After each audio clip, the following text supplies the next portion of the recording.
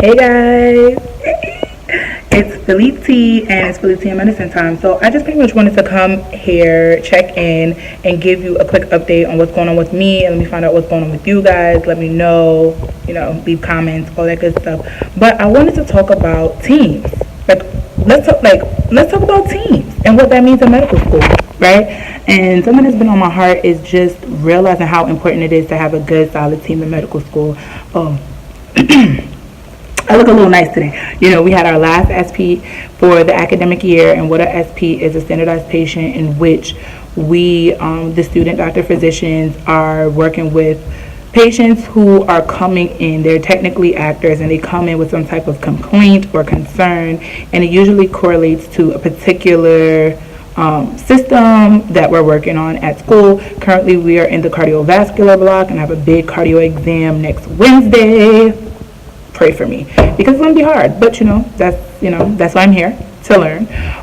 But anyways, I wanted to talk about team and what that means, because when I say are we talking about teams, we need to be talking about teams because it is so important. So when I'm saying team, you need to really evaluate who's on your team. Like who's on your team. Why is it important to know about a team? And you're talking about medical school, right? Follow me. By having a strong team, they're helping you become a stronger player. And so the people that need to be on your team, or what would make a good team, is your classmates, faculty members, your professors, family and friends, as well as any other outside resource or support system that you have.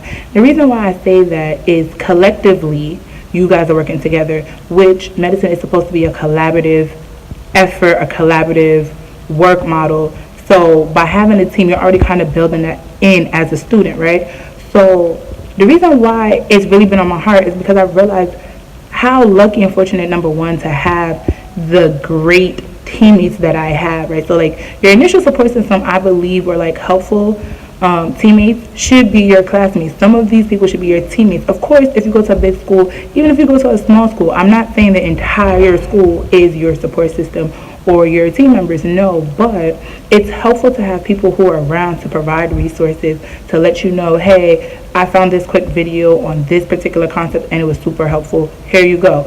It makes a difference because the volume of work that you're getting in medical school it's vast. It's so intense that there's no way that you can cover all ground by yourself. That's impossible. And if anybody thinks they can do it by themselves, good luck. But I'm just here to say that having those teammates, and I am so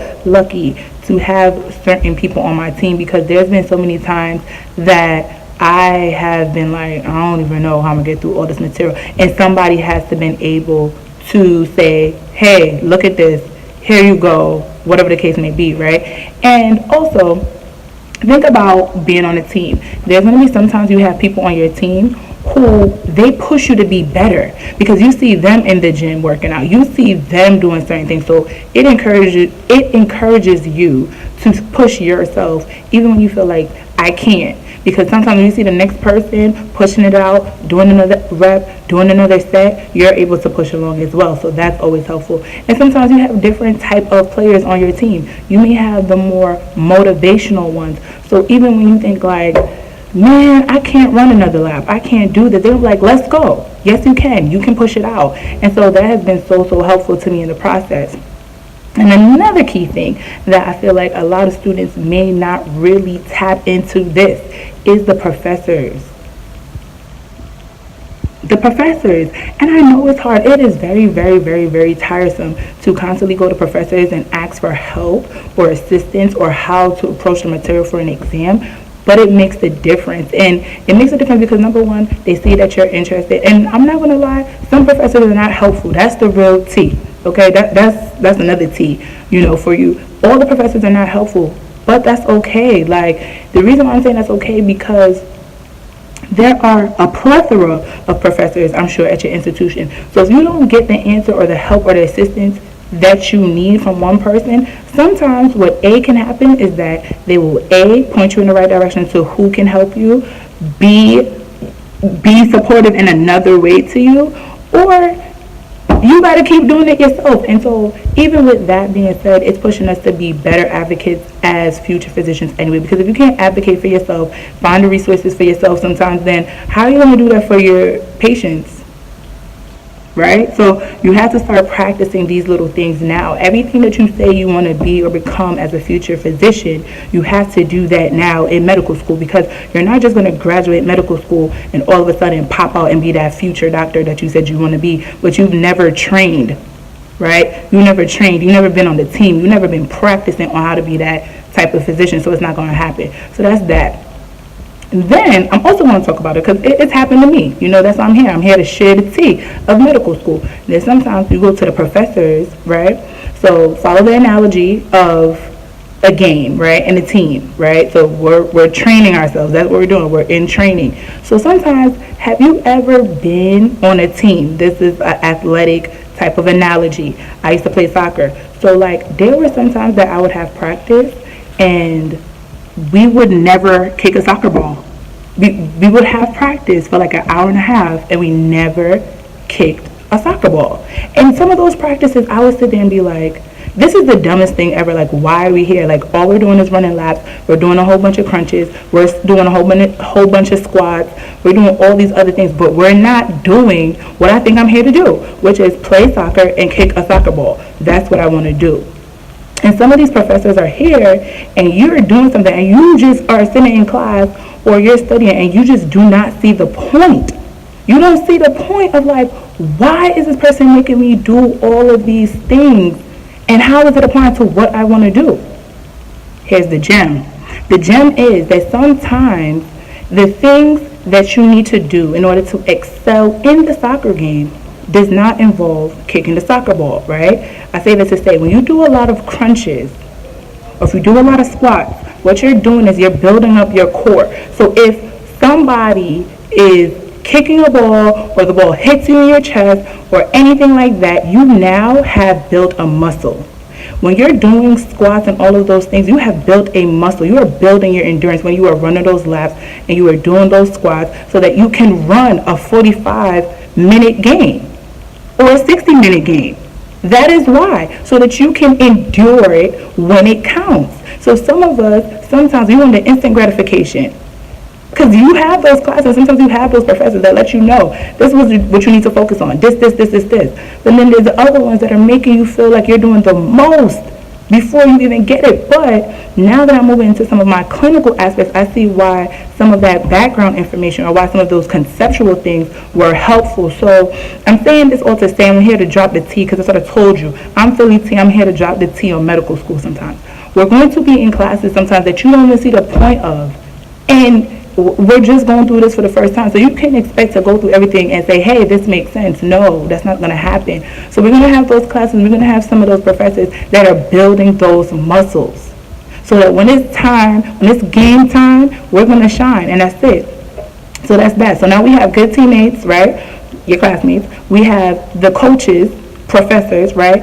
And then sometimes you have the audience, right? So here's who's in your audience when we talk about teams. Your audience is your family members, right? And the reason why I put them there on the bleachers, especially if you have those family members who are not in medicine, right? So it's very frustrating because they want to be encouraging, they want to be helpful, but sometimes because they're not really exposed to the field, you feel as if their encouragement is it's empty encouragement. It's like, keep doing it, baby, you got it, just study. And it's like, what do you think I've been studying? I've been studying for like 8 hours, like 12 hours actually, right?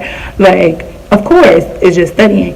So you put them in the bleachers because they want to cheer you on, they want to encourage you, even when they don't understand the plays, even when they don't understand the game. They just want to be there to encourage you. They just want to push you along. And all of these people coupled together is what makes you the star player.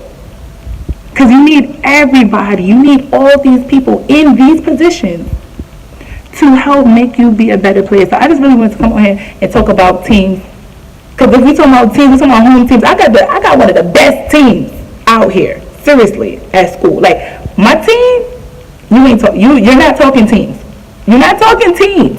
Because my teams are A1. because that support is crazy. And even when I feel like I can't do it, there's either somebody I'm looking at and I'm saying, you know what, I need to push myself to be to that level, or B, you know, my family's over here, they don't even know what's going on, but they're encouraging me and my friends. And also, lastly, remember to always reach out to the people who inspired you to be in medicine.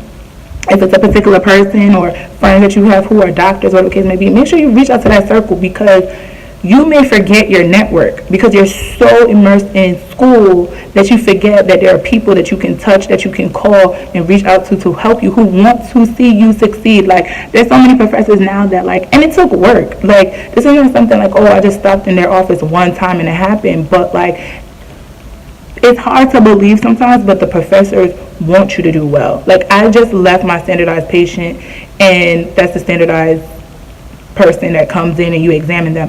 And I just bumped into another teacher just to let them know certain things that's going on with me. And they asked for a hug at the end of it, because it's just like they may see certain progressions or evolvement, or they just want to see you do well. And so I said that all to say, in summary, when we talk about teams, you got to have a strong team. You got to. You cannot do this alone by yourself. You cannot, because if you try to do it by yourself, you're going to burn out. That's what you want. You came in the game to burn out the first quarter? Really? Nah. We're not here to burn out. We're not here to not make it. So, I'm Philly T. I give you all the tea. All right? I'm giving you gems. So you know what? You tell a friend to subscribe, come back. Check out the channel, because who else going to give you the tea besides Philly T, okay? Philly T and Medicine. Thank you so much again for watching. I really, truly appreciate it. And I hope you are sharing my channel and subscribing. And please leave comments. Let me know what you want to hear about, because, again, I'm not going to be your typical person talking about medical school. I'm here to let you know the tea. So, you know, say what's up.